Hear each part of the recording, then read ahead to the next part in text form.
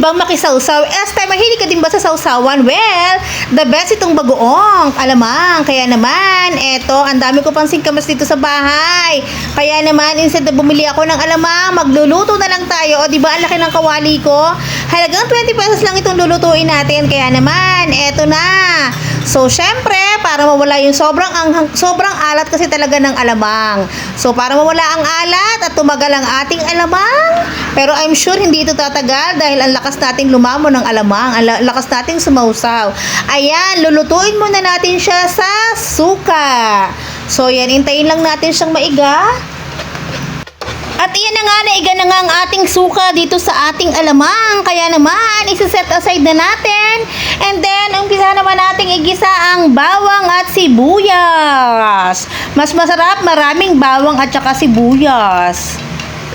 And then, ayan, okay na yung ating bawang at sibuyas. Ilagay na natin itong ating bagoong alamang. Nakagandahan dito sa bagoong alamang, hindi lang siya pang sausawan, pwede rin siyang pang ulam. Ay nako, hindi ko na nga ito nilagyan ng karne. Kasi pag nilagyan ko ito ng karne, nako, baka pati bahaw ng kapitbahay maitaob ko. Kaya ayan, tamang plain lang siya.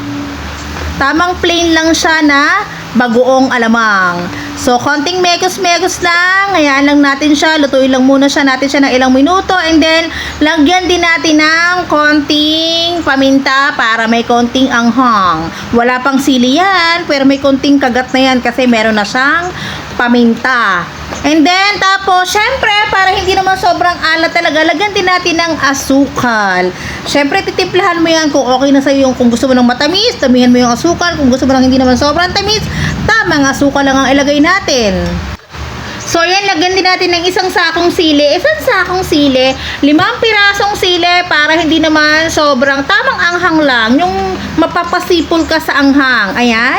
Hayaan lang natin siya ng mga lutuin lang natin siya ng mga ilang minuto. And then, konting tumbling lang, luto na to. Jaran! After 10 hours of cooking, luto na ang ating bagoong alamang. Pahinging mga